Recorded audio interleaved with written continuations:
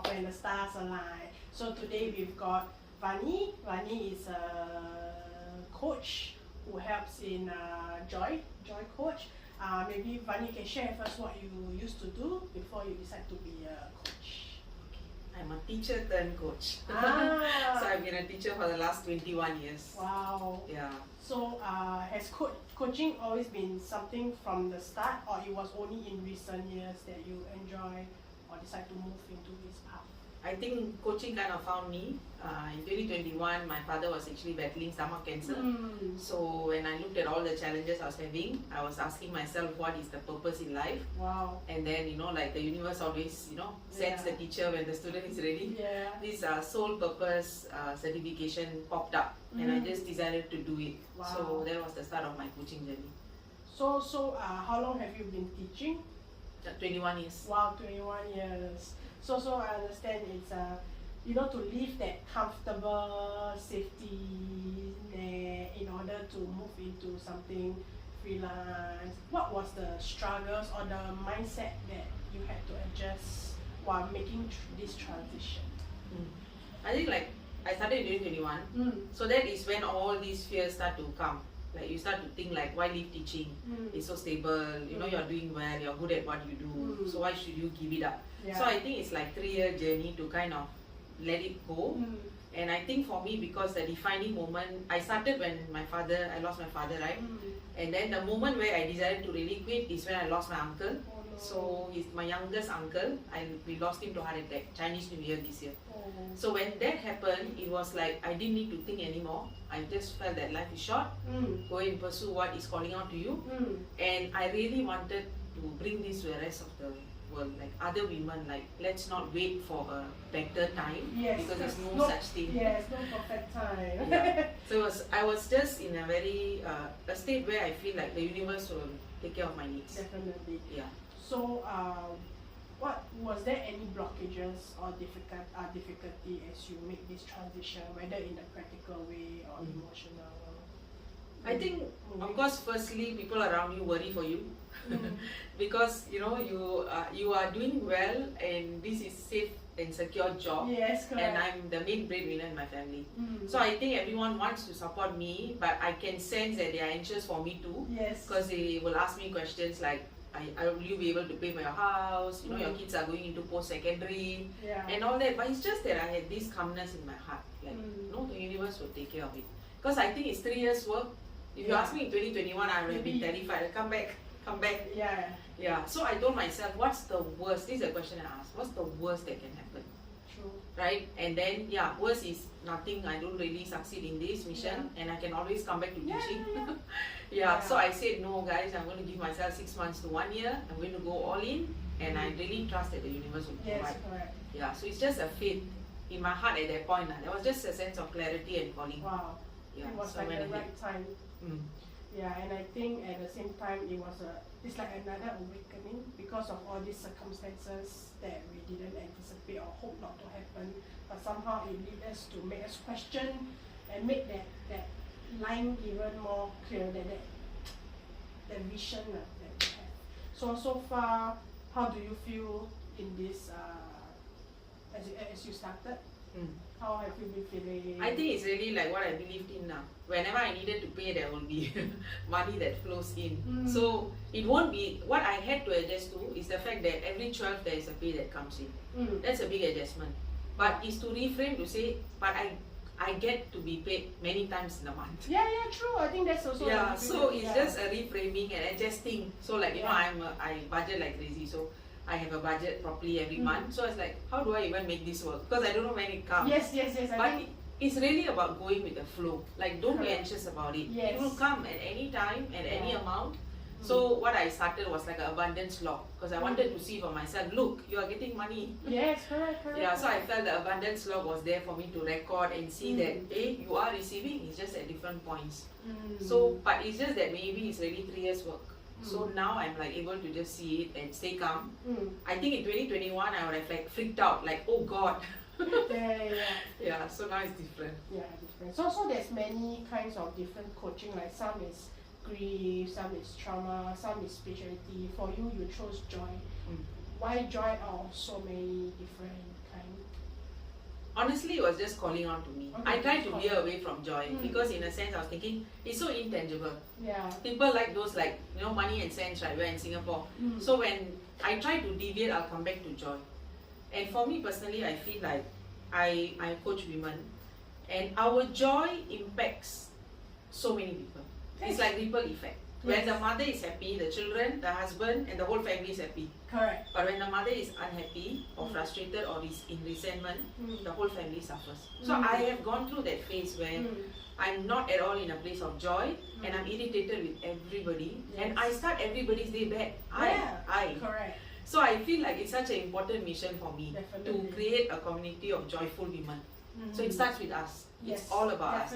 So I know when I help one woman, I'm changing a family. Correct. So that vision keeps coming back to me, and that's my why. That's why I never I'm tempted, honestly, because joy is so hard to let people see. But actually, it's something that we all need also, right? Yeah. So I stuck to it because it's just a calling. So after coaching for a while, what do you think is the common issues or things that you see in your client?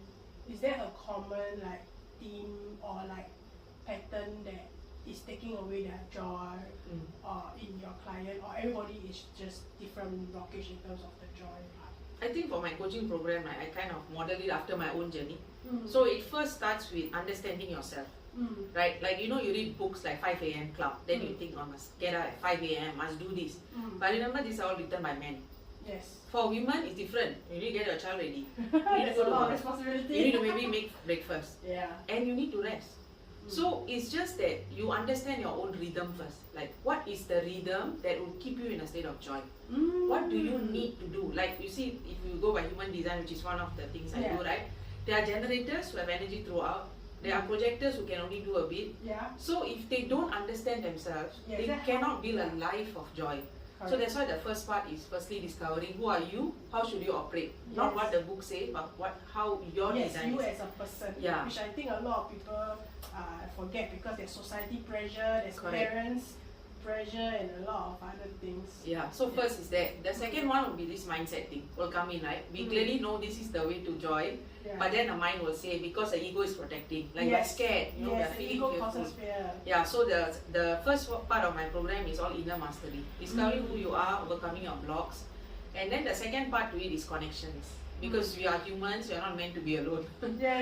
So it's about building relationships. Do you know how to cultivate? Do you know how to manage difficult relationships? So I do the connection mastery first. And then the last part is time. So once you know how you operate, once you know what you want to spend your time on, then you must learn how to use your time to your advantage. So at this moment, this is how I structured it based on my own experience, because I feel like that's how it will flow. Interesting.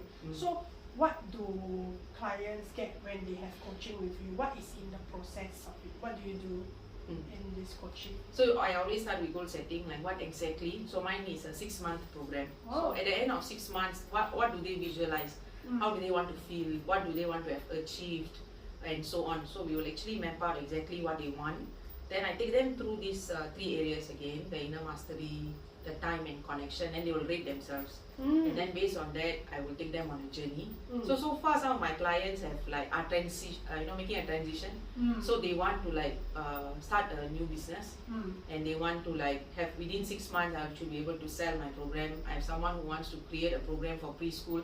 So I work on that timeline. So we start literally a timeline from now to 6 months later. This is your goal. We work the timeline, and we know along the way the mindset block will come. Are you good enough? My product is not ready. So I will deal with mindset as I go, and I'm also the accountability partner, because we know, right, when things don't go our way, we back up. I think this is not good for me. I think I don't do it. True. So I will bring my client back, and I know because they will tell me, I think Vani, I'm not ready. Maybe we don't meet, and I say that's why we must meet. Because I know they are running away from doing the work. Yes, correct. So it's 6 months of me being there and bringing them. So, but again, I will always ask the client, what is your style? Do you want me to chase you? Or you want me to leave you alone? Because again, they are different people. Some people like to give me an update every day because it helps them. Some of them feel stressed. No, don't ask me everyday report because I feel stressed. So again, I'll ask, it's always the client. What is good for you? What do you want? So one client this morning, she also said, when I report to you every day, I feel like I do better. So I said, okay then, you do it for me. And another one always runs away, so I know that she cannot handle this kind of daily reporting. So I leave her and do it, because at the end of the day we're all different now. Yeah. So I'm sure after leaving your job as a teacher, where you were like busy working and you have kids and then housework, now that you are doing this, you have more time with your kids, and do you feel better, or like do you feel like, how to say, more fulfilled, and you have time to do other things that you like as well, and the mental health improves? I think the main thing is like when I'm decided to move, right, is freedom of time. To be yeah. able to decide what I get to do. So I think that's a big thing in terms of lifestyle. And generally the mood is of course better. The ripple effecting, you're a lot more patient with people because you're not in doing something you don't like. It's really something joyful. But of course there's always things to work lah. Because now I'm trying to have the entrepreneur, business owner mindset, which we know is like it is going to be this going with the flow. So I'm also building that kind of resilience for business. There will be $0 months, there will be 10K months. So it's like embracing this new identity. Yeah, so I'm working on that, but generally I find that I'm in better mood, better health because of this freedom, because your work is something you really want to do. Yes, true. Your passion, your purpose. Then maybe you can share with us what are 3 tips, you know, especially in this stressful society. It's hard to find joy sometimes, you know, with a lot of things that's on our mind, even to be present as well. That's why when people come to tarot and then coaching, what are some 3 tips you'd like to share with everyone watching this video on how to be joyful? I have something I call a joy menu. A list of all the things that I know will shift my energy, because it's really shifting our energy. You come very drained, you notice what can you do. So I have a joy menu, and when I know my energy is going down, I'm going to do something. And it doesn't need to be like, I must go and do my nails. It doesn't need to be where there's cost involved and then you have to think about it. Keep it very simple. Maybe it's listening to your favorite song, or moving, like just play the music and do a dance. It might be a phone call to a good friend, just a chat. So do that list for yourself. So that is a general menu that you can tap on whenever you feel low. The other one I have is a daily joy list. That means this is non-negotiable. Every day I must do this for my well-being. Interesting. Yeah, so whether that's journaling, it's meditation. Something compulsory. Compulsory. And actually for a start, I really suggest you kind of track it to just make sure that you are on track. This is a non-negotiable. Very soon it becomes second nature. Like you just get up and you'll do the few things. Like a habit. Yeah. So until it becomes a habit, just create this non-negotiable joy list. And then you kind of track it. So I have this list that I do without fail because like I said, new identity. So I want to do affirmations. You know, I want to tell myself. I do scripting for my business and things like that. So this is non-negotiable. Every morning I literally just walk to the table, take out my notebook. It's a commitment. It's a commitment. Yeah, but because if that is what will put me in that state to face the people, then I have to do it. Yeah, so I think that's another one. The third one is really to find your recharge or me time. Like I know some of them might be working 9 to 5, then they have to go back to kids. But you know, a simple pause in between, like before you take the lift to your flat, you know, just go for a walk. Or go to the kopitiam and have a kopi. Just something for yourself. Channel out all the stresses. So when you step in, right, you are present for your family. The problem is when we don't put that break, we all enter with our anger or unhappiness or stress, and everyone around get affected. We blare the first person, and then poor thing. So I think maybe insert that half an hour of recharge somewhere. Just delay going home by 30 minutes. So that you are ready to embrace the next part, because I think especially for women we have these 2 roles we play. Right. After you are high profile, you know, corporate lady, and then you step in, kids after you, or the husband. Or our parents, because parents grow older, they are like kids, they want our attention. So I think for whichever family member is waiting for you, or even your pets, for the singles out there, just that half an hour of recharge means that everybody's evening is happier than. And I also feel like because of the technology, sometimes we actually have time, but we spend a lot of time on the screen. And then we forgot that, you know, actually this time watching the screen, I mean our social media, Instagram, could be used to whatever that you mentioned. And then the need to be present as well in the interaction. is also forgotten after some time. But I think whatever that you mentioned is really great tips for everyone who's listening. And lastly, for those who are trying to step out of their full-time job to go the same path as you, what advice would you like to share? For those who are afraid to step out of this comfort zone, what would you like to share? To I think change is difficult. No matter what, it's like, what do you really want out of life? To be very clear, this is what I want, and then you do it at all costs. I know it's very scary, like to leave teaching, but maybe you also want to think, what am I losing by staying? Yes, I think that's something very important. Yeah, people only talk about, oh, you have a stable income, you know, and you are already like this. But what are you losing? Do you have time to take care of your health? Do you have time for the relationships that matter? If you tell me yes, then please stay. Please be a good teacher who serves. But if you realize you don't have, and that is making you feel resentment, then it's really time to think about making the next move. And that's why it's a scary step, and that's why I feel the value of coaching. Or find someone who will be able to help you, you know, walk the path with you. Because we need that kind of support. Yes, it's very scary because most of the time, our immediate people won't know. They are scared for us. And our ego will protect us. It is going to tell you, no, you are going to be in deep trouble. So it is very important that they find someone to hold on to, talk through their fears, and really like map it out. Like for me, I had my own coach. He helped me to see, so lay it out. What is staying in teaching costing you? What is making the move going to give you? And the cost. So it's like when you go through with a coach like that, it's just clear. The answer is like right there in front of you. And I didn't need to hesitate, you see. But I needed that person to ask me the questions. And it really started because he asked me this question. So he said, so do you like teaching? I said, yeah, I love to be in the classroom.